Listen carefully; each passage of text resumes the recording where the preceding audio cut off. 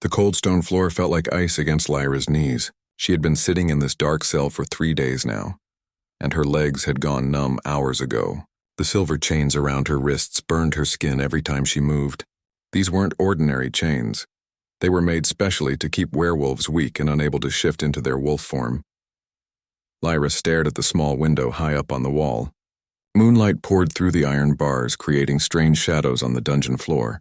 Tomorrow morning, when the sun came up, they would take her to the town square. The whole pack would gather to watch her die. The thought made her stomach twist with fear. She still couldn't believe how quickly everything had changed. Just 4 days ago, she was working in the pack kitchen, helping prepare meals for the Alpha family. She wasn't important, just an Omega who had been found as a baby and raised by the pack. Omegas were at the bottom of the werewolf social ladder. They did the cooking, cleaning, and other simple jobs.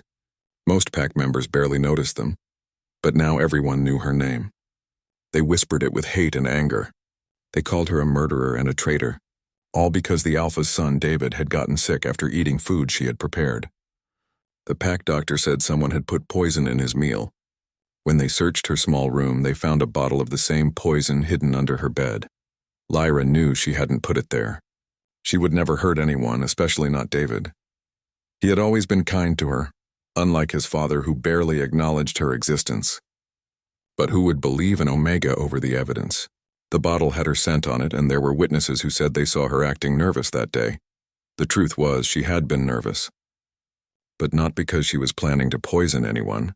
She had been nervous because she was turning 21 soon, and unmated Omegas who reached that age often got sent away from the pack. She had been worried about her future, not plotting murder. Heavy footsteps echoed down the stone hallway outside her cell. Lyra's heart started beating faster. It was still dark outside, too early for her execution. Maybe they had decided not to wait until dawn. Maybe they wanted to get it over with now while most of the pack was asleep. The footsteps stopped right outside her cell door. She heard the jingling of keys and the scraping sound of metal against metal. Someone was unlocking her door. Lyra pressed herself against the back wall of her cell, trying to make herself as small as possible. The heavy wooden door swung open with a loud creak. But instead of the pack guards she expected to see, a stranger stepped into her cell. He was tall and broad-shouldered, wearing expensive clothes that marked him as someone important. His dark hair was perfectly styled, and his green eyes seemed to glow in the moonlight. But it wasn't his appearance that made Lyra's breath catch in her throat. It was his scent. Even through the fear and dampness of the dungeon, she could smell him clearly. He smelled like pine trees and rain, strong and clean and somehow familiar, even though she was sure she had never seen him before. The stranger looked around the small cell, his face showing disgust at the conditions. When his eyes finally landed on her, something strange happened. The air between them seemed to buzz with electricity. Lyra felt a warm, tingling sensation spread through her body, starting from her chest and reaching all the way to her fingertips. The man's eyes widened slightly, and she knew he felt it too. He took a step closer, and the feeling got stronger. It was like being near a warm fire after being out in the cold for hours. "What's your name?" he asked. His voice was deep and commanding, the kind of voice that people obeyed without question. "Lyra," she whispered. Her throat was dry from 3 days of crying and little water. "Lyra," he repeated, and the way he said her name made her shiver. "I'm Darius. I'm the Alpha King." Lyra's eyes went wide with shock. The Alpha King? Here in this small pack's dungeon? She had heard stories about him, how he was the strongest werewolf alive, how he ruled over all the packs in the Northern Territories. But why would someone so powerful care about a condemned Omega? "You're supposed to die tomorrow," Darius said. It wasn't a question. Lyra nodded, not trusting her voice to work properly. "For poisoning an Alpha's son." Again she nodded. "Did you do it?" This time Lyra found her voice. "No," she said firmly. "I would never hurt anyone. I don't know how that poison got in my room, but I didn't put it there." Darius studied her face carefully as if he was trying to read her thoughts. The strange tingling sensation between them continued to grow stronger. It was becoming hard for Lyra to think about anything else. "I believe you," he said finally. Those 3 words hit Lyra like a physical blow. For 3 days, no one had believed her. Not the pack Alpha, not the guards, not even the few Omega friends she thought she could trust. But this stranger, this powerful, important stranger, believed her after talking to her for less than 5 minutes. Tears started rolling down her cheeks. She tried to wipe them away, but the chains made it difficult to move her hands. Darius stepped even closer. Now he was near enough that she could feel the warmth radiating from his body. "I'm going to get you out of here," he said. "You can't," Lyra whispered. "The Alpha has already decided. The whole pack wants me dead." "I'm the Alpha King," Darius said simply. "My word overrides any pack Alpha's decision, and I'm invoking an ancient law that gives me the right to claim you." "Claim me?" Lyra didn't understand. Darius knelt down so that his face was level with hers. This close, she could see gold flecks in his green eyes. "You're my mate, Lyra. I felt it the moment I saw you. I think you felt it too, mate." The word sent shockwaves through Lyra's entire body. Every werewolf dreamed of finding their mate, the one person who completed them, who was meant to be with them forever. But Omegas like her rarely found their mates, and when they did, it was usually another Omega or maybe a Beta, never an Alpha, and certainly never the Alpha King. "That's impossible," she breathed. "The bond doesn't lie," Darius said. "I came here tonight for a completely different reason. I was supposed to meet with your Alpha about border disputes, but the moment I set foot on this territory, I could smell you. Your scent called to me like nothing ever has before. It led me straight here, to you." Lyra's mind was spinning. This felt like a dream, or maybe she was going crazy from the stress. Maybe none of this was really happening. But then Darius reached out and gently touched her face, wiping away her tears with his thumb. The touch sent sparks of electricity through her skin, and she knew this was real. "Impossibly, incredibly real. Will you let me claim you as my mate?" he asked softly. "Will you trust me to protect you?" Lyra looked into his eyes and saw something there that no one had ever shown her before. Respect. He was asking for her permission, even though he was powerful enough to simply take what he wanted. "Yes," she whispered. Darius smiled, and it transformed his entire face. "Then, by the ancient laws of our kind, I claim you as my mate and place you under my protection. No one can harm you now." As he spoke the ritual words, Lyra felt something shift inside her chest. The mate bond, which had been growing stronger since he walked into her cell, suddenly snapped into place like a puzzle piece finding its perfect fit. She gasped at the intensity of it. Darius felt it too. His eyes flashed gold for a moment, a sign that his wolf was close to the surface. "Now," he said, standing up and producing a key from his pocket. "Let's get these chains off you. You're coming home with me." 3 hours earlier, Darius had been sitting in his car, annoyed about having to make this trip. The Crescent Moon Pack was small and not particularly important, but they controlled a strategic piece of land near the border. Their Alpha, Vincent Grayson, had been complaining about rogues crossing through his territory, and Darius needed to sort out the mess before it became a bigger problem. As the Alpha King, Darius dealt with these kinds of disputes all the time. Most Pack Alphas thought their problems were the most important thing in the world, when usually they just needed to communicate better with their neighbors. He expected this meeting to take an hour at most. But the moment his car crossed into Crescent Moon territory, something changed. A scent hit him through the open window, faint at first, but growing stronger with each mile they traveled.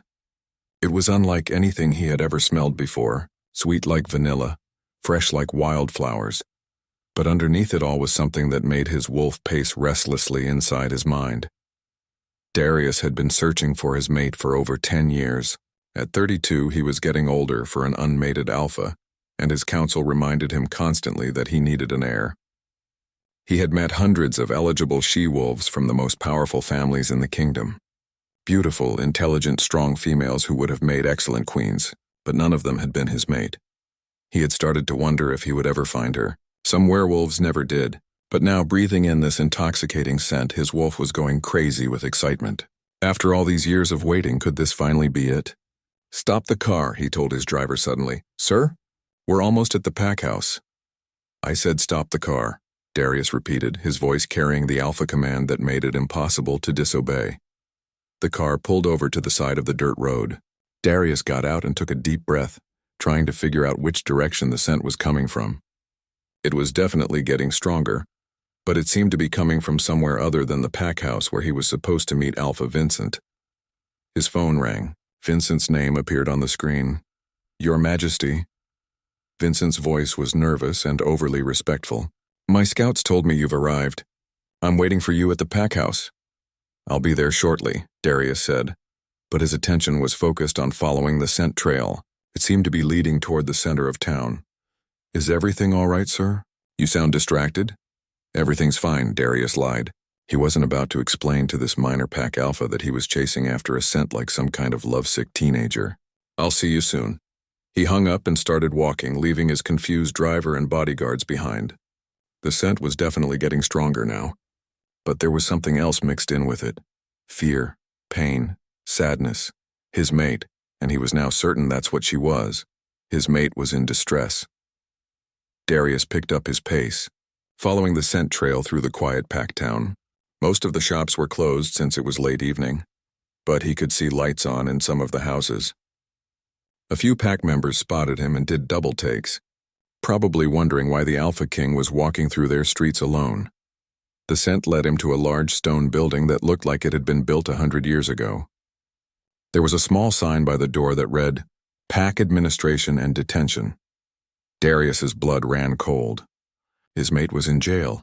He stormed through the front doors, startling the guard who was sitting behind a desk reading a magazine. Alpha King. The guard jumped to his feet and tried to bow, nearly falling over in the process. We weren't expecting you, sir. Where are your holding cells? Darius demanded. Sir? Is there someone specific you're looking for? Alpha Vincent handles all the prisoners personally. The cells, Darius growled, letting his alpha aura fill the room. The guard immediately went pale and pointed toward a staircase leading down. Basement level, sir. But I should call Alpha Vincent. Darius was already heading for the stairs. The scent was much stronger now, mixed with the smell of silver and dampness. Whoever his mate was, she was being held in terrible conditions. His wolf was furious, demanding that he tear apart everyone responsible for her suffering. The basement hallway was lined with heavy wooden doors. Only one cell seemed to be occupied. Darius could hear a soft heartbeat coming from behind the door at the end of the hall. And the scent was so strong now it was almost overwhelming. He found the keys hanging on a hook near the stairs and selected the one that looked like it would fit the cell door. His hands were actually shaking slightly as he unlocked it. In all his years as a powerful alpha, he had never felt nervous about meeting someone. But this was different. This was his mate. When he opened the door and saw her, everything else in the world seemed to disappear. She was small and fragile-looking, with long brown hair that was dirty and tangled. Her clothes were torn and there were bruises on her arms. But it was her eyes that caught his attention, golden amber eyes that looked up at him with a mixture of fear and hope. The mate bond hit him like a truck. It started as a warm feeling in his chest and quickly spread through his entire body. Every instinct he had was screaming at him to protect her, to take her away from this place, to make sure she was never hurt again. She felt it too. He could see it in the way her eyes widened, in the way her breathing changed. The fear in her scent was replaced by confusion and something that might have been relief. When she told him her name was Lyra, he wanted to say it over and over again. It was the most beautiful sound he had ever heard. When she told him she was innocent, he believed her completely. The mate bond didn't lie. He would have known if she was capable of murder. But it was when she agreed to let him claim her that Darius felt like his life was finally beginning. For 10 years he had been going through the motions of being king, without ever feeling truly connected to anyone. Now, looking into Lyra's eyes, he felt complete for the first time. As he unlocked her chains, Darius was already making plans.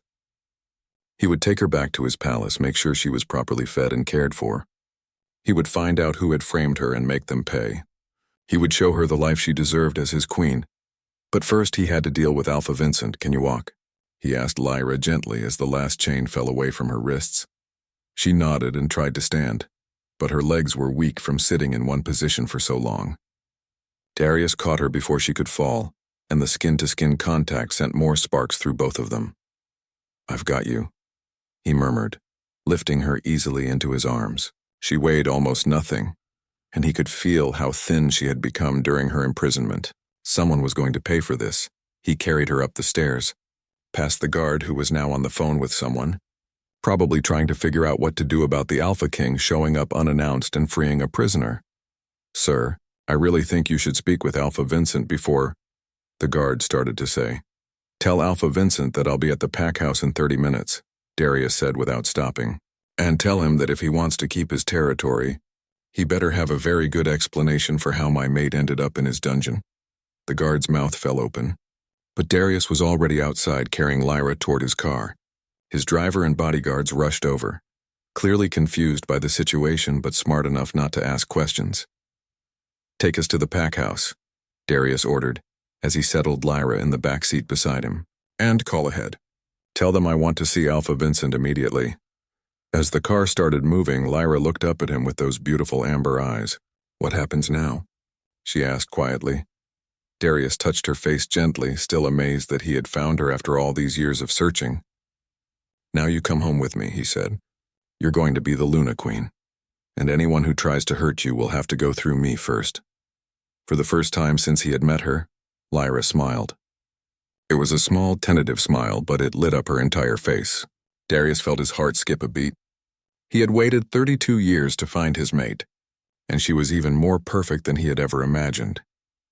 The car pulled up to the Crescent Moon pack house, where Alpha Vincent was waiting on the front steps with several of his warriors. He looked nervous and confused, which was exactly how Darius wanted him. "Your Majesty," Vincent said as Darius got out of the car, still carrying Lyra. "I'm not sure I understand what's happening here. That Omega is a convicted murderer. This Omega," Darius said, his voice deadly quiet, "is my mate. And you're going to explain to me right now how she ended up chained in your dungeon for a crime she didn't commit." Vincent's face went white. Behind him, his warriors shifted nervously. Everyone knew that threatening an Alpha King's mate was a death sentence. "There must be some mistake," Vincent stammered. "She poisoned my son. We have evidence." "You have planted evidence," Darius corrected, "and you're going to help me find out who really poisoned your son. Because I promise you, if anything happens to her because of your incompetence, this pack will no longer exist." Vincent nodded quickly, sweat beading on his forehead. "Of course, Your Majesty. Whatever you need." Darius looked down at Lyra, who was watching the whole exchange with wide eyes. "Don't worry," he told her softly. "We're going to find out who did this to you, and then we're going home." The royal palace was like nothing Lyra had ever seen before.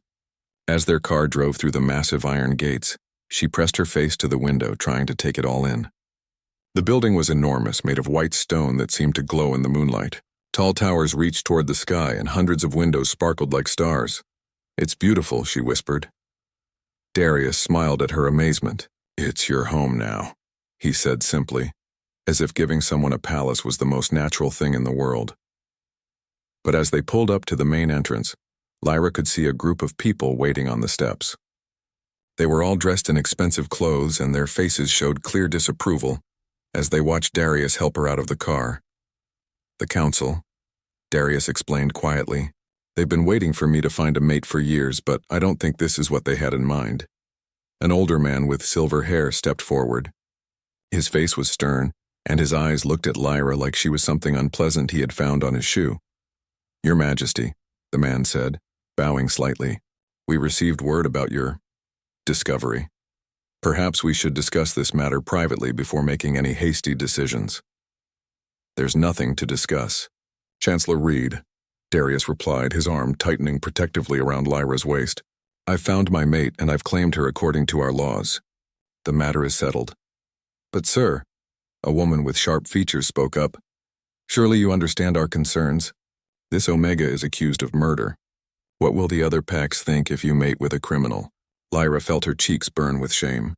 She wanted to disappear, to somehow make herself invisible. These people clearly thought she wasn't good enough to be here. "She's innocent," Darius said firmly. "And even if she wasn't, the mate bond doesn't make mistakes. I won't hear another word questioning my choice." Chancellor Reed exchanged looks with the other council members. "Of course, Your Majesty.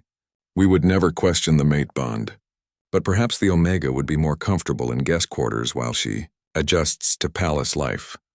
"She'll be staying in the royal wing," Darius said, "in the rooms next to mine."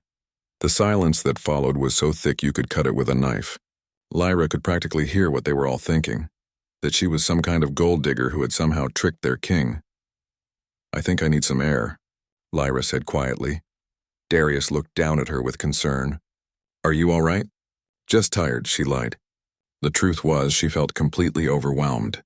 A few hours ago, she had been waiting to die. Now she was standing in front of a palace being introduced as the future queen to people who clearly hated her. "Of course," Darius said. "You've been through a terrible ordeal. Let me show you to your rooms." He led her through hallways lined with paintings and tapestries that probably cost more than most people made in a lifetime. Servants bowed as they passed, but Lyra could see the curiosity and doubt in their eyes. Word traveled fast in places like this. The room Darius showed her to was bigger than the entire house she had grown up in at Crescent Moonpack. It had a huge bed with silk sheets, a sitting area with plush chairs and windows that looked out over beautiful gardens.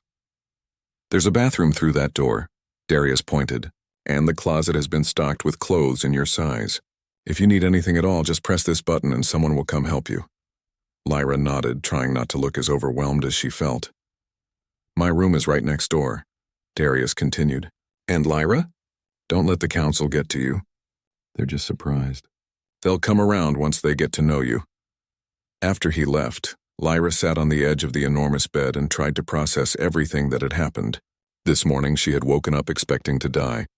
Now she was in a palace mated to the most powerful werewolf in the kingdom. It felt like a fairy tale, but fairy tales weren't real.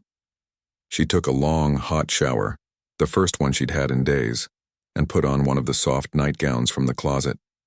Everything fit perfectly, which made her wonder how they had known her size. The mate bond, probably. It seemed to make a lot of impossible things possible. But as she lay in the huge bed staring up at the ceiling, Lyra couldn't shake the feeling that something wasn't right. Not about Darius. The mate bond made her trust him completely. But about everything else. The way she had been framed was too convenient, too perfect. Someone had wanted her dead, and she had a feeling that whoever it was wouldn't give up just because she had escaped. The next morning, Darius took her on a tour of the palace. He showed her the library, which had more books than she had ever seen in one place. He showed her the gardens where flowers from all over the world grew in perfect harmony. He showed her the training grounds where warriors practiced their fighting skills. "You don't have to do anything you don't want to do," he told her as they walked. "I know this is all new and probably scary.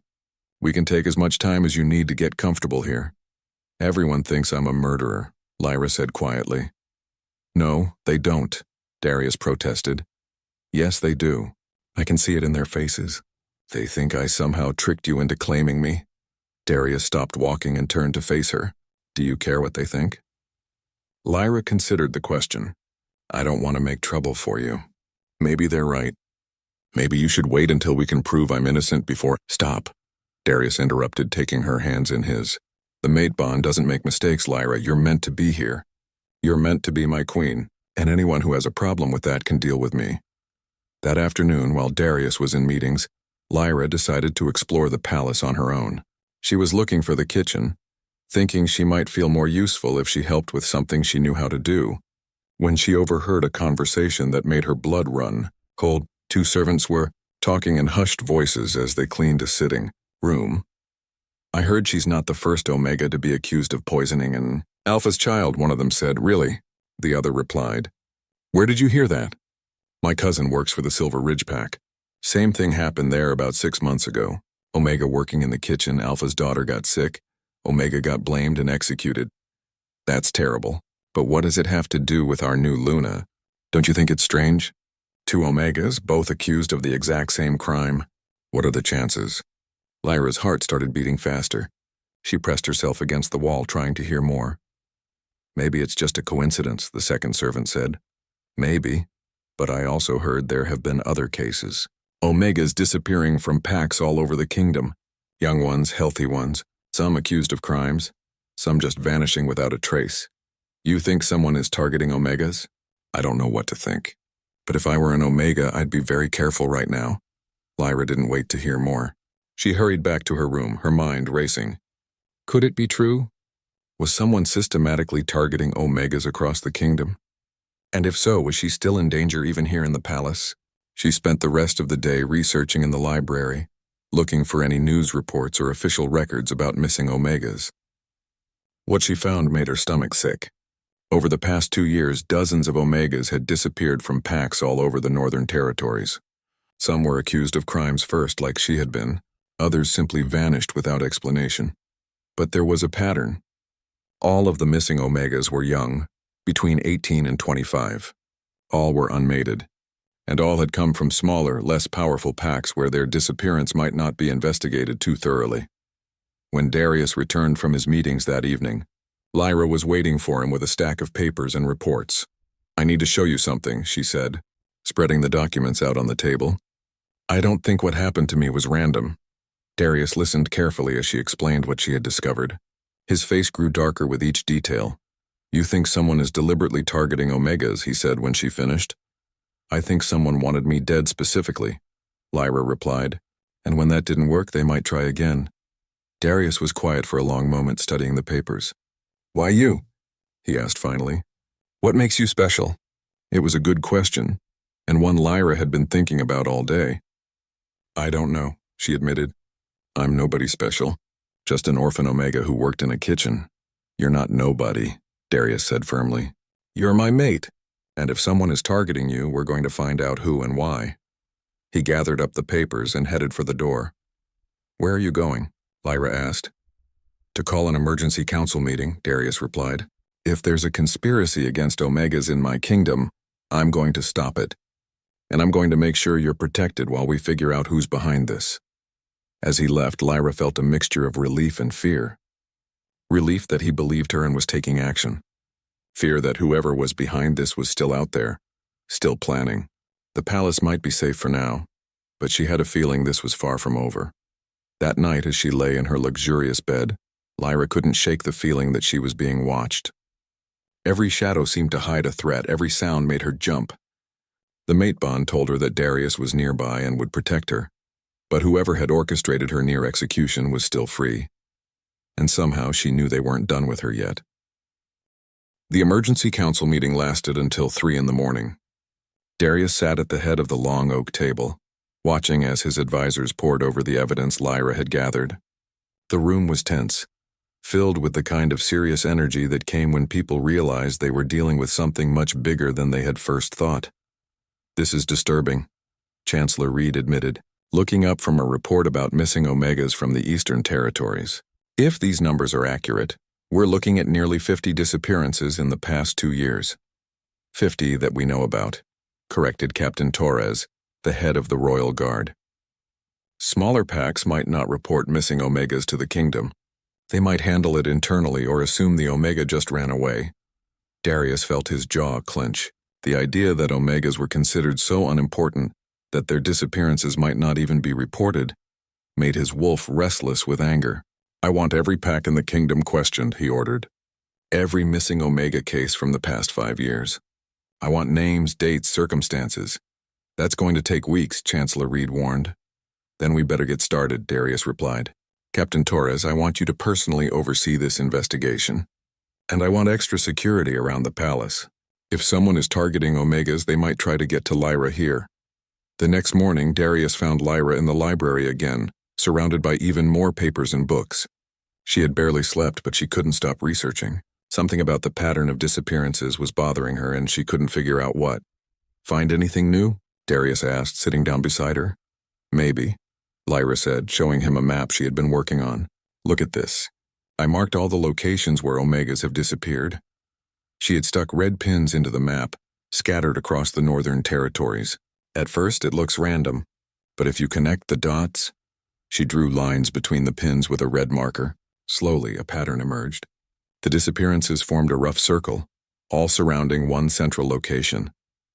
"Ravenclaw territory," Darius said quietly, recognizing the area in the center of the circle. "You know it?" Darius was quiet for a moment. The Ravenclaw pack was led by his half-brother Kai. They had the same father but different mothers, and their relationship had always been complicated. Kai had never forgiven Darius for being chosen as the heir to the throne when they were younger. "It's my half-brother's territory," Darius said finally, "but that could just be a coincidence. The Ravenclaw lands are centrally located. It would make sense for any criminal operation to be based somewhere in the middle of the affected area." But even as he said it, Darius felt a cold suspicion growing in his chest. Kai had always been ambitious, always resentful about not being king. But would he really kidnap innocent Omegas? And why? "We need more evidence," Darius said. "Before we accuse anyone, especially my brother, we need to be absolutely sure." That afternoon, Captain Torres returned with news from his investigation into the Crescent Moon Pack incident. I questioned Alpha Vincent and his son David again, Torres reported. The son's story doesn't add up. He claims he got sick right after eating lunch, but the kitchen staff says he didn't eat lunch that day. He was supposed to, but he never showed up to the dining hall. So when did he actually eat the poisoned food? Lyra asked. That's what I asked him. He got nervous and changed his story. Said he grabbed something from the kitchen earlier in the day. But when I pressed him for details about what exactly he ate and when, his story kept changing. Darius felt his suspicions growing stronger. You think he's lying? I think someone told him what to say, Torres replied. And I think whoever it was didn't give him a very good script to follow. What about the poison bottle found in Lyra's room? Darius asked. That's interesting too. I had it tested by our best chemist. The poison is definitely what made David sick. But here's the strange part. It's not a poison you can just buy or make easily. It's very rare, very expensive, and it requires special knowledge to prepare. The kind of knowledge an Omega kitchen worker wouldn't have, Lyra said. Exactly. This isn't something you'd use if you really wanted to kill someone either. The dose was calibrated perfectly to make David very sick, but not actually endanger his life. Someone wanted it to look like a murder attempt without actually committing murder. Darius stood up and started pacing. The pieces were starting to come together, and he didn't like the picture they were forming. So someone wanted Lyra accused of attempting to murder David, but they didn't actually want David to die. It looks that way, sir. But why? What was the point of framing her if the plan wasn't to actually kill anyone? Lyra had been quiet during this conversation, but now she looked up with a thoughtful expression. Maybe the point was to get me executed, she said slowly. Maybe David getting sick was just the excuse they needed to have me killed legally. But why would anyone want you dead? Torres asked. No offense, but you're not exactly a political threat. Lyra shrugged. I don't know. I keep trying to figure out what makes me different from other Omegas, and I can't think of anything. Darius was about to respond when one of the palace guards burst into the room without knocking. Your Majesty, the guard said, breathing hard like he had been running. We just received an urgent message from the Silver Ridge Pack. They've had another Omega poisoning incident. The room went dead silent. When? Darius asked. 3 days ago, sir. An Omega named Beth was accused of poisoning the Alpha's nephew. She was executed yesterday morning. Lyra felt sick. Another innocent Omega was dead, and they had been too late to save her. I want a team sent to Silver Ridge immediately, Darius ordered. Full investigation. Interview everyone, examine all the evidence, and I want it done quietly. If there really is a conspiracy here, I don't want to tip off whoever's behind it. As the guard left to carry out his orders, Darius turned back to Lyra and Torres. This has gone far enough, he said. We're not just investigating anymore. We're hunting. Over the next few days, more evidence came in from various pack territories. The pattern was always the same. A young, unmated Omega would be accused of poisoning an Alpha family member. Sometimes the Omega would be executed before anyone could investigate properly. Sometimes they would disappear from custody before trial. But in every case, the Omega was gone. The more they learned, the more convinced Darius became that this was an organized operation. Someone was systematically targeting specific Omegas across the kingdom, using false accusations to either have them legally executed or to make them disappear without anyone asking too many questions. But they still didn't know who was behind it, or why. The answer came from an unexpected source. One of the palace servants, a young beta named Tom, came forward with information he had been afraid to share before. I have a cousin who works for the Ravenclaw Pack, Tom told Darius privately. He's been worried about some strange things he's seen lately, but he was scared to report it because he didn't want to lose his job. What kind of strange things? Darius asked. Unmarked trucks coming and going at night, always on the new moon when it's darkest, and he's seen cages being unloaded from the trucks. Big enough for people. Darius felt his blood turn cold. Cages? Yes, sir. And there's been talk among the staff about new prisoners being brought to the Ravenclaw dungeons. But here's the weird part. Officially, the dungeons are supposed to be empty. Alpha Chi told his pack that they weren't holding any prisoners right now. So if there are prisoners, they're being held in secret, Darius concluded. That's what my cousin thinks, sir. And he says he's overheard some of the guards talking about special deliveries and the project. He doesn't know what it means, but it sounds important.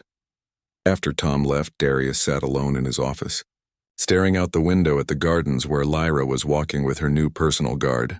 The evidence was pointing more and more toward his half-brother being involved in this conspiracy. But Darius still couldn't understand why. What could Kai possibly want with a bunch of kidnapped Omegas? Money? If he needed money, there were easier ways to get it than human trafficking. Power. Kai already controlled a significant territory and had a seat on the Royal Council. And why target Lyra specifically? She had never even met Kai, as far as Darius knew. She had no political connections, no wealthy family, nothing that would make her valuable to someone like his brother, unless a terrible thought occurred to Darius. He had found Lyra through their mate bond, but what if there was something else special about her? Something that had made her a target long before he ever met her. He thought about the mate bond itself, how strong it was, how quickly it had formed, how perfectly they seemed to fit together. Most mate bonds developed gradually over time, but his bond with Lyra had been instant and incredibly powerful. What if she wasn't just any Omega? What if there was something about her bloodline, her genetics, her wolf that made her valuable in ways neither of them understood yet? Darius made a decision. Tomorrow he would confront his brother directly, but first he needed to make sure Lyra was protected. If his suspicions were right, the palace might not be as safe as he had thought.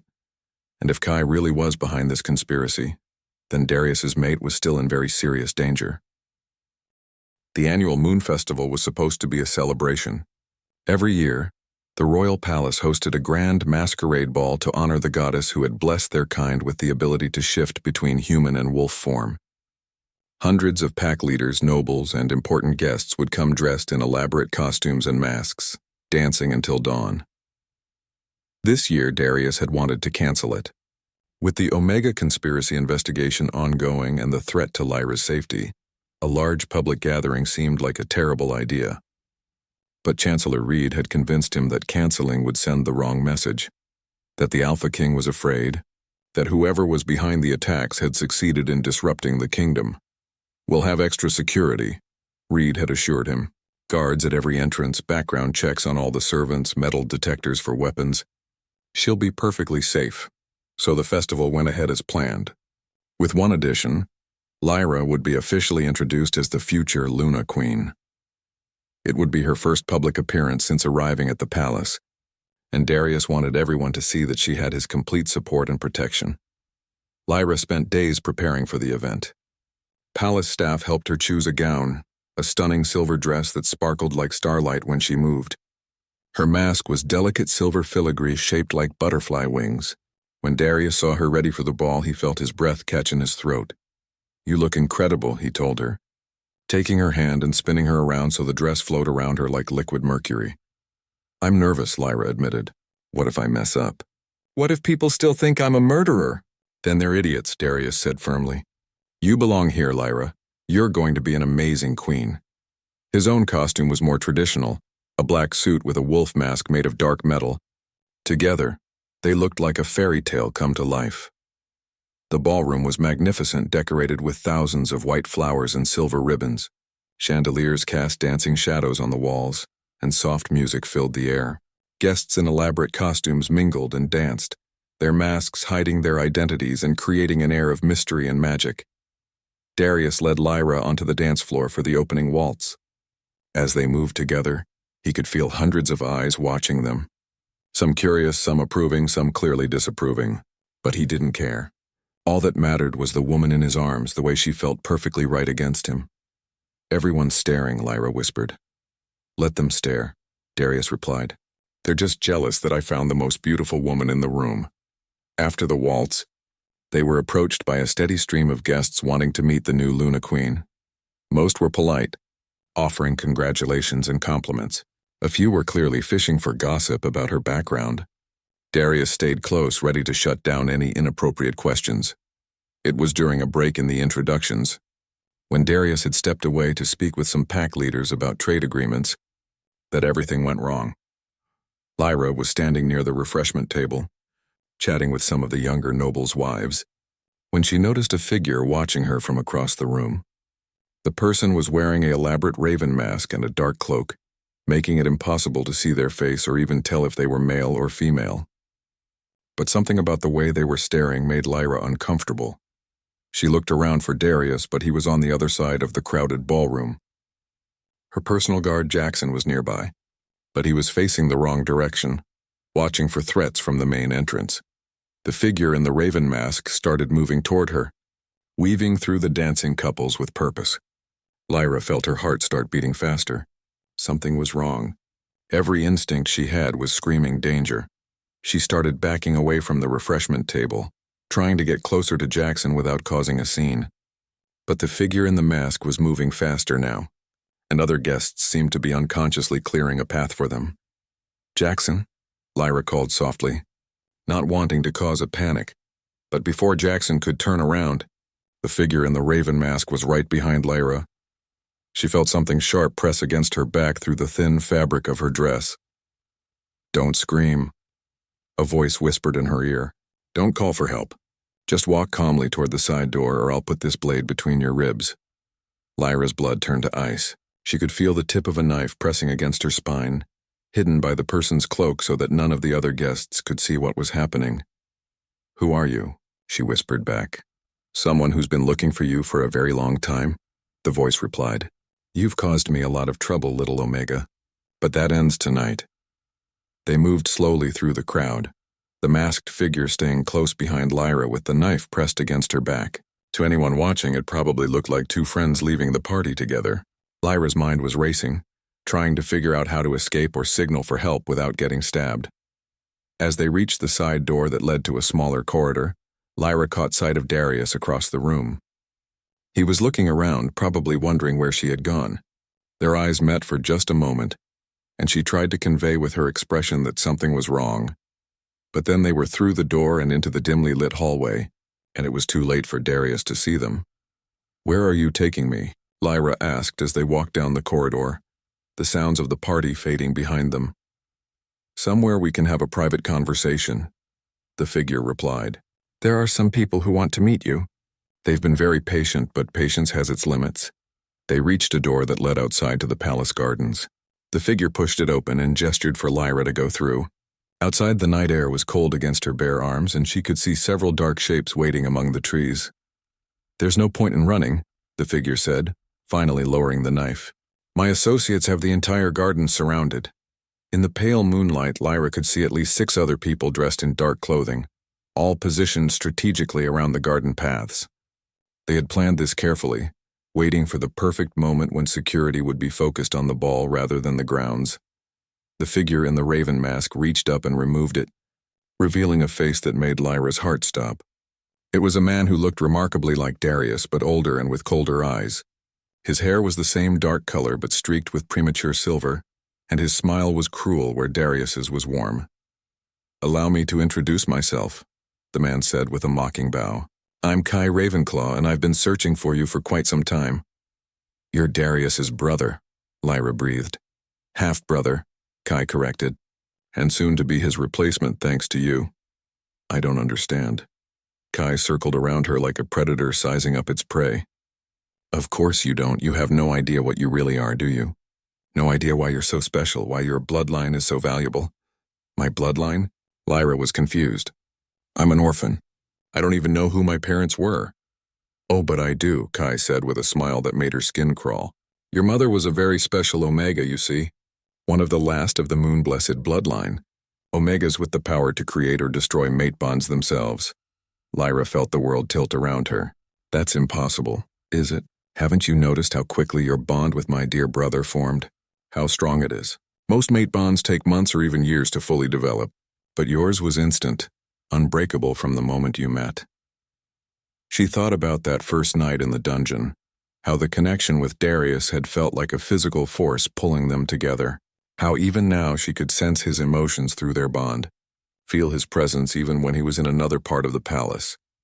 "Your power is dormant now," Kai continued, "suppressed by years of thinking you were just an ordinary Omega.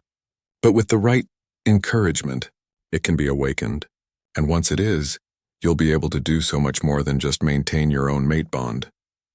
"Like what?" Lyra asked, though she wasn't sure she wanted to know the answer. "Like severing mate bonds that already exist. Like forcing new bonds to form between people who aren't natural mates. Like controlling the most fundamental connection our species has." Kai's eyes gleamed with ambition. Do you have any idea how much power that would give someone? How many packs would fall in line if their alpha's mate bond could be threatened or destroyed at will? Lyra felt sick. You want to use me to control other werewolves? I want to use you to become the most powerful alpha in history, Kai corrected. And you're going to help me because if you don't, I'll kill your precious mate king and everyone else in that palace. As if summoned by his words, shouts erupted from the direction of the palace. Through the windows, Lyra could see that the ballroom was in chaos. Guests were screaming and running in all directions. What did you do? She demanded. Insurance, Kai replied calmly. My associates inside are creating a distraction while we complete our business out here. Don't worry. No one will be seriously hurt as long as you cooperate. But even as he spoke, Lyra could feel something wrong through her mate bond with Darius. Not physical pain, but emotional distress. He was afraid not for himself, but for her. He knew she was missing, and he was desperately searching for her. He'll find me, she said with more confidence than she felt. Eventually? Yes, but by then you'll be long gone. And he'll spend the rest of his very short life wondering what happened to his precious mate. The fight in the garden was unlike anything Lyra had ever seen. Darius moved like a force of nature, his human form enhanced by the strength and speed of his wolf. He didn't shift completely, instead. He let just enough of his wolf through to give him claws, fangs, and reflexes that were faster than human eyes could follow. Kai's men attacked all at once, thinking their numbers would overwhelm the Alpha King. They were wrong. Darius flowed between them like water, each movement precise and deadly. He grabbed the first attacker and threw him into a tree with enough force to crack the trunk. The second one got a clawed hand across the throat that sent him to the ground, clutching his neck and gasping. But even as Darius fought with incredible skill, Lyra could see that 7 against 1 was too many. For every man he took down, 2 more seemed to appear from the shadows. Kai watched the fight with cold satisfaction, staying well back from the violence while his hired fighters wore down the Alpha King. He's magnificent, isn't he? Kai said to Lyra conversationally, as if they were watching a performance instead of a life-or-death battle. Father always said Darius was the better fighter, but even the best fighter can be overwhelmed with enough numbers. Lyra wanted to help, but she didn't know how. She had never learned to fight, and she was still wearing her elaborate ball gown and delicate silver shoes. But she couldn't just stand there and watch Darius get hurt because of her. The turning point came when one of Kai's men produced a silver knife. Silver was one of the few things that could seriously wound a werewolf, and it healed much more slowly than normal injuries. The man waited until Darius was distracted fighting 2 others, then lunged forward and slashed across the Alpha King's ribs. Darius stumbled, dark blood soaking through his torn shirt. The silver was already weakening him, slowing his reflexes just enough for the other attackers to press their advantage. No, Lyra screamed, starting forward without thinking, but Kai caught her arm and pulled her back. Watch, he commanded. Watch your mate fall. This is what happens when people try to stand against me. Another silver blade found its mark, this one across Darius's shoulder. He went down on one knee, breathing hard.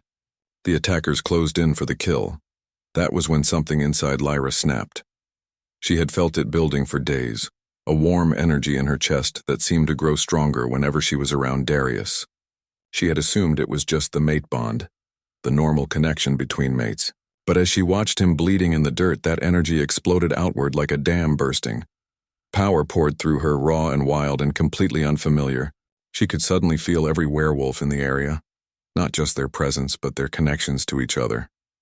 The bonds between mates, the pack bonds that tied followers to their alpha, even the family bonds between blood relatives. It was like seeing a vast web of golden threads connecting every person around her. And she could touch those threads, change them, strengthen them, or cut them completely. Without fully understanding what she was doing, Lyra reached out with her newfound power and grabbed the threads connecting Kai's fighters to their pack bonds. Their loyalty to Kai was what kept them following his orders, what made them willing to fight and die for him. But loyalty was just another kind of bond. She severed them all at once. The effect was immediate and dramatic. The men who had been attacking Darius suddenly stopped mid-swing, confusion clouding their faces. They looked around as if waking up from a dream, trying to remember why they were fighting. What are you doing? One of them asked another. Why are we attacking the Alpha King? I don't know, came the confused reply. Kai spun around to stare at Lyra, his face showing shock and something that might have been fear. Impossible, he breathed. Your power shouldn't be awakened yet. It takes months of training, years of preparation. But Lyra wasn't listening to him. All her attention was focused on Darius, who was still on his knees, silver poisoning spreading through his system.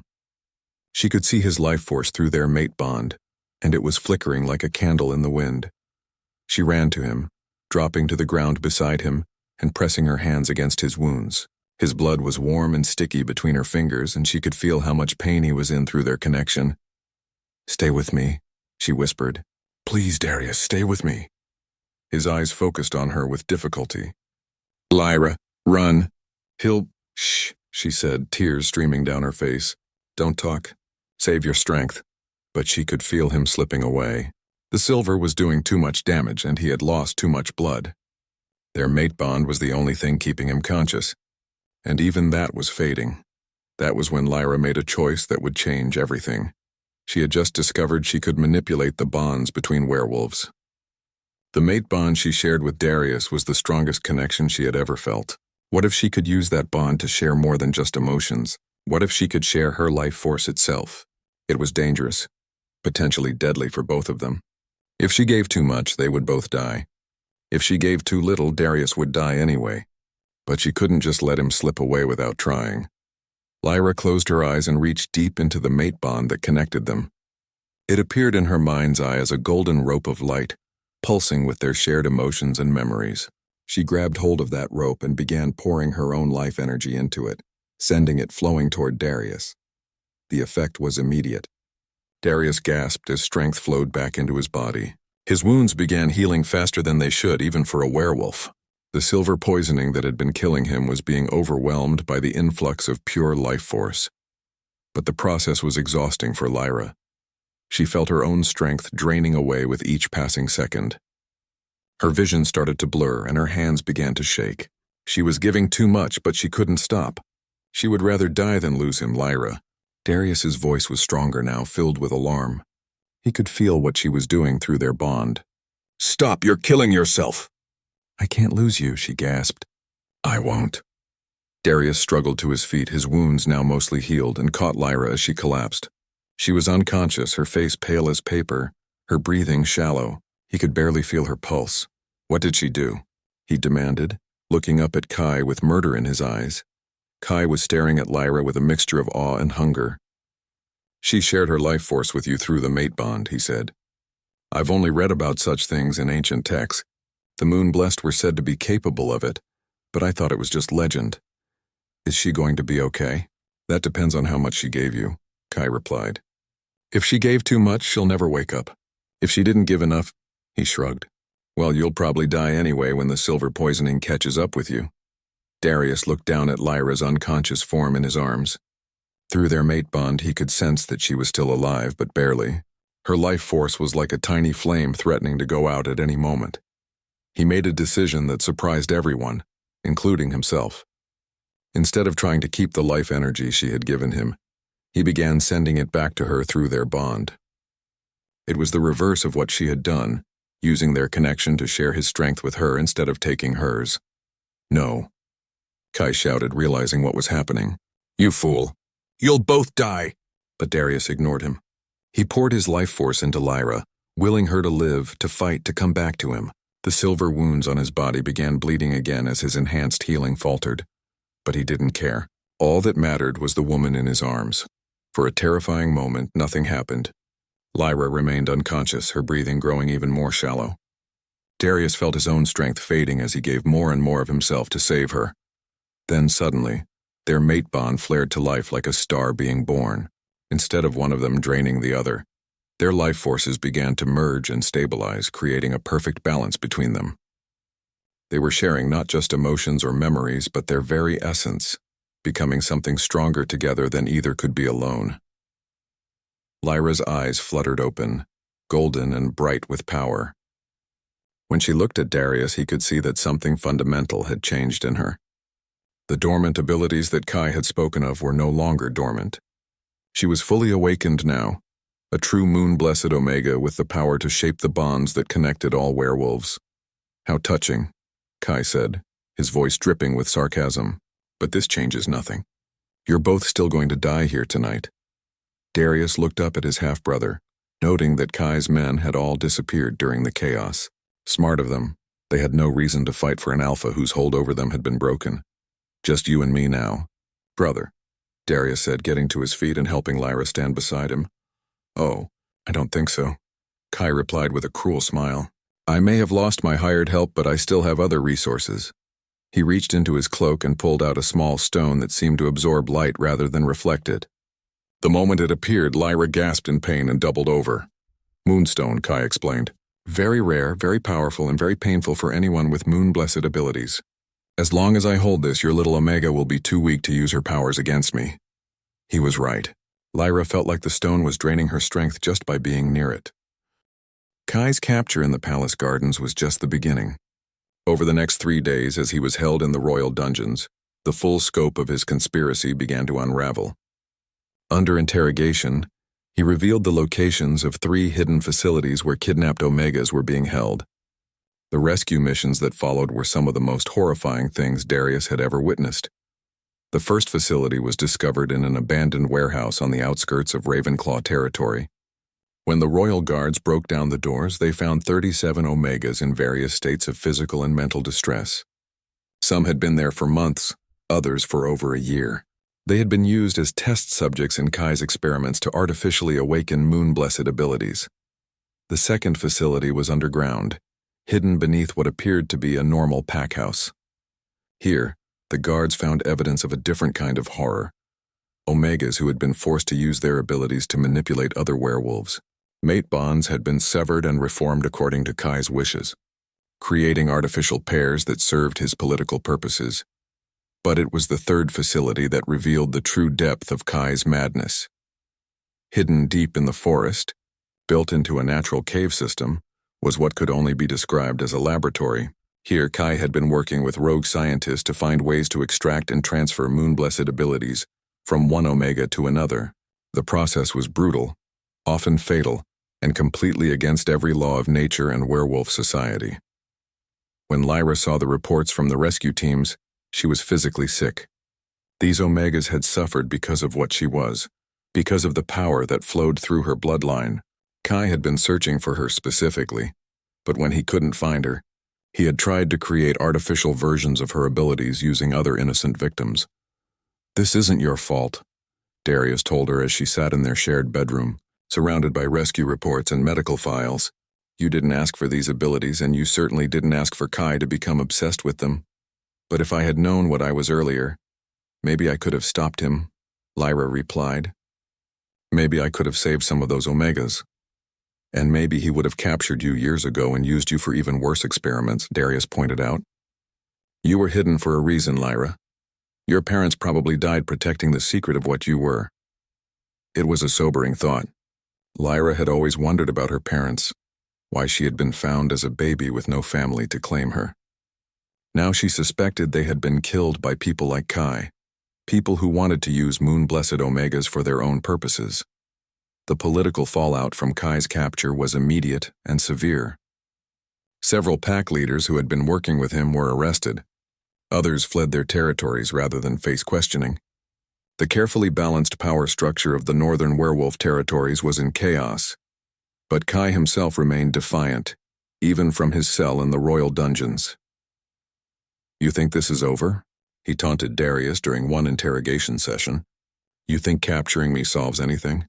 I have followers all over the kingdom, brother. People who believe in my vision of a world where the strong rule absolutely, where Omegas know their place, where power flows to those with the will to seize it.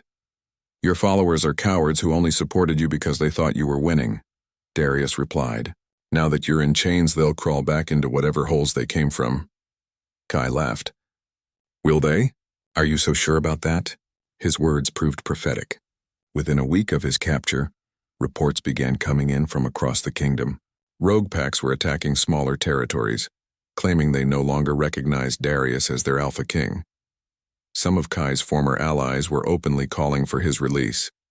A few pack leaders who had seemed loyal to Darius suddenly declared their independence, saying they would no longer send tribute or accept royal authority. It's a coordinated rebellion, Captain Torres reported during an emergency council meeting. They're trying to use the chaos from Kai's arrest to destabilize the entire kingdom. How many packs are involved? Darius asked. At least 12 that we know of, possibly more. And they're not just acting individually.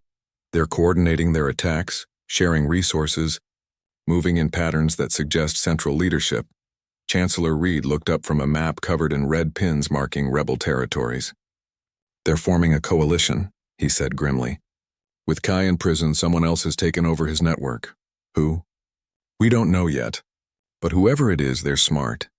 They waited until we were focused on the rescue operations to make their move.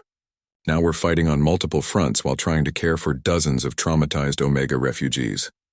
Darius felt the weight of leadership pressing down on him like never before. He had thought that capturing Kai would end the threat, but instead it had triggered something much worse. The kingdom was sliding towards civil war, and he was running out of options to stop it. That night, as he stood on the palace balcony looking out over the city, Lyra joined him. She had been working with the rescued Omegas, using her abilities to help heal the psychological damage from their ordeal. It was exhausting work that left her drained and emotionally raw. How many more? She asked quietly. How many more what? How many more people are going to suffer because of what I am? Darius turned to face her, seeing the guilt and exhaustion written across her features. This war isn't happening because of you, Lyra. It's happening because there are people in this world who think power gives them the right to hurt others. But if I wasn't here, if you weren't here, Kai would still be kidnapping and torturing innocent Omegas, Darius interrupted. The only difference is that no one would have been strong enough to stop him. Before Lyra could respond, Captain Torres burst onto the balcony without ceremony. Your Majesty, he said, breathing hard, we have a problem. The rebels aren't just attacking random targets anymore. They're moving toward the capital in a coordinated assault. Our scouts estimate they'll be here within 2 days. Darius felt his blood run cold. How many? Nearly 1,000 fighters, sir. Maybe more. They've been gathering forces while we were focused on the rescue operations. And who's leading them? Torres hesitated. That's the problem, sir. It appears to be Vera Blackwood. The name hit Darius like a physical blow. Vera Blackwood was his cousin, the daughter of his father's brother. She was also one of the most ruthless and ambitious werewolves he had ever known. If she was leading the rebellion, it meant this wasn't just about freeing Kai or destabilizing the kingdom. It was a direct challenge to his right to rule. She's claiming that your mate bond with an Omega proves you're unfit to be king, Torres continued. She's saying that the royal bloodline has been weakened, that a true Alpha King would never mate with someone so far beneath his station. Lyra flinched as if she had been slapped. Darius saw red. Gather the War Council, he ordered, and send word to every loyal pack in the kingdom. If Vera wants a war, she'll get one. The next day was a whirlwind of preparation. Messages flew back and forth between the palace and loyal territories. Weapons were distributed to the palace guard. The most vulnerable refugees, including many of the rescued Omegas, were evacuated to secure locations. But as the sun set on the day before the expected attack, Darius realized they had a problem. Even with reinforcements from loyal packs, they were still outnumbered nearly 2-1. Vera had spent months planning this assault, gathering allies and resources, while Darius had been focused on ruling justly rather than preparing for war. We could retreat, Chancellor Reed suggested during the final War Council meeting. Pull back to the mountain fortress, regroup, and wait for more reinforcements. No, Darius said firmly. If we retreat now, it sends a message that we're weak. More packs will join the rebellion and we'll lose any chance of ending this quickly. Then what do you propose? Captain Torres asked. Darius looked around the table at his advisors, then at Lyra, who had insisted on attending despite the danger. We make our stand here. Tomorrow we end this rebellion once and for all. How? Reed demanded. We're outnumbered, outgunned, and fighting on multiple fronts. What advantage do we have? Darius smiled grimly. We have something they don't. Which is? A moon-blessed Omega who's finally ready to use her full power. All eyes turned to Lyra, who straightened in her chair despite the fear he could sense through their bond. The rebels are united by pack bonds and loyalty to Vera, Lyra said, understanding immediately what Darius was suggesting. But those bonds can be influenced. You want to turn their own people against them, Torres said. his voice showing a mixture of awe and concern. Not turn them, Lyra corrected. Free them. Many of those fighters are probably there because their pack leaders ordered them to be, not because they actually want to overthrow Darius. If I can weaken the artificial loyalty bonds that are keeping them in line, they'll be free to make their own choices. Darius finished. And most werewolves, when given a real choice, don't actually want to start wars. It's risky, Reed warned. Using that kind of power on such a large scale. We don't know what the consequences might be. The consequences of not trying are pretty clear, Lyra replied. Vera wins, Darius dies, and the kingdom falls into chaos. There's another problem, Torres added. The battle for the palace raged for 3 hours before Lyra made her move. She had spent the first part of the fight simply observing, using her moon-blessed abilities to study the complex web of bonds that held the rebel army together. What she found surprised her. Vera's forces weren't united by genuine loyalty or shared beliefs. Instead, they were held together by a mixture of fear, artificial pack bonds, and what could only be described as magical compulsion. Someone had been using dark magic to strengthen loyalty bonds beyond their natural limits, creating soldiers who literally couldn't disobey orders even if they wanted to. It's not just pack loyalty, Lyra told Darius during a brief lull in the fighting. Someone's been using blood magic to control these wolves. That's why they're fighting so desperately, they can't stop themselves. Can you break it? I think so. But it's going to take everything I have. Darius nodded grimly. Around them, the palace defenders were beginning to tire. Despite their better training and defensive position, they were slowly being overwhelmed by sheer numbers. If Lyra was going to act, it had to be soon. What do you need me to do? He asked. Protect me while I work, Lyra replied. And if something goes wrong, if I don't survive this, promise me you'll continue fighting. Don't let Vera win. Nothing's going to happen to you, Darius said firmly. We're going to get through this together. They made their way to the highest tower of the palace, where Lyra would have the best vantage point to spread her influence across the entire battlefield. The climb was dangerous, with arrows and spells flying through the air, but Darius's guards formed a protective circle around them. At the top of the tower, Lyra could see the full scope of the battle. The palace was surrounded on all sides, with rebel forces pressing their attack from every direction. In the center of the largest enemy formation, she could see Vera herself, mounted on her black horse and directing the assault. There, Lyra said, pointing toward the rebel leader. She's the key. All the artificial bonds flow through her. If I can sever her connection to the magic controlling her army, the spell will collapse, Darius finished. How close do you need to get? Not close, but I need to touch her bond directly, and she's protected by some kind of magical barrier. I'll have to break through that first. Lyra closed her eyes and extended her consciousness outward, feeling for the threads of connection that linked every werewolf on the battlefield. The rebel bonds appeared as dark red lines, unnatural and twisted compared to the golden glow of genuine pack loyalty.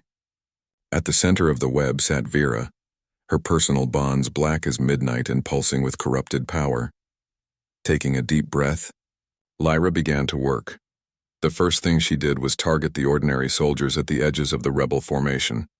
These were wolves who had been coerced or magically compelled to fight, and their bonds were the weakest. One by one, she began severing the artificial connections that bound them to Vera's will. The effect was immediate. Across the battlefield, rebel soldiers suddenly stopped mid-fight, confusion replacing the desperate fury that had driven them moments before. Some threw down their weapons entirely. Others simply stepped back from the combat, no longer feeling the compulsion to attack. It's working, Darius breathed, watching as sections of the enemy army began to dissolve. But Vera noticed what was happening too. Her voice rose above the sounds of battle, harsh and commanding as she shouted orders to her remaining forces. The magical barrier around her flared brighter, and Lyra felt resistance push back against her abilities. She knows what I'm doing, Lyra said through gritted teeth. She's fighting back. The next phase was harder. Vera's inner circle consisted of wolves whose bonds had been reinforced with blood magic and dark rituals. Breaking those connections was like trying to cut through steel cable with a knife. Lyra felt power drain from her body with each severed bond, but she pressed on.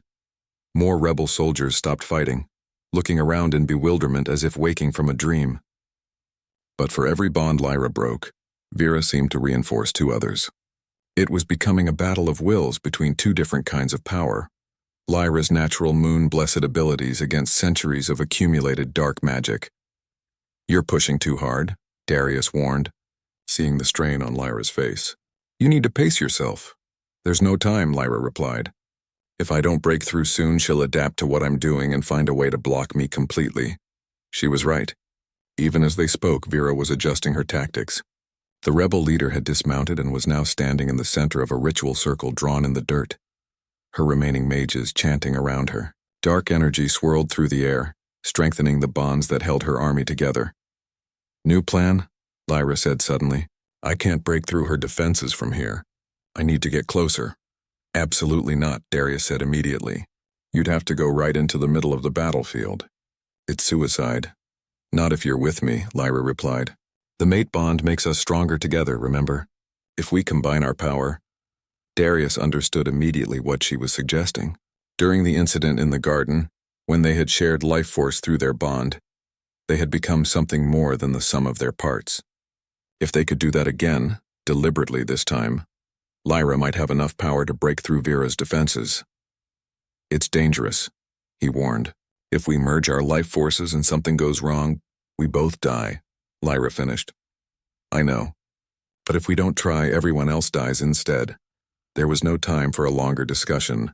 The palace defenses were crumbling and rebel forces were beginning to break through the main gate. In minutes, the battle would move inside the palace itself. "Together?" Darius asked, taking Lyra's hand. "Together," she confirmed. They descended from the tower and made their way toward the battlefield, protected by the last reserve of palace guards. As they moved, Darius felt the mate bond between them growing stronger, their life forces beginning to merge just as they had during the garden fight. But this time, instead of one of them draining the other, they maintained perfect balance. Lyra's moon-blessed abilities were amplified by Darius's alpha strength, while his natural leadership and protective instincts were enhanced by her empathic connection to every werewolf around them. The effect on the battlefield was immediate and dramatic. As they walked through the fighting, rebel soldiers simply stopped attacking. Not because their bonds had been severed, but because the combined presence of a true Alpha King and a fully awakened moon-blessed Omega made it impossible for dark magic to maintain its hold. Vera saw them coming and began, retreating toward the center of her formation, her mages chanting more frantically as they tried to maintain the spell that controlled her army. But it was too late.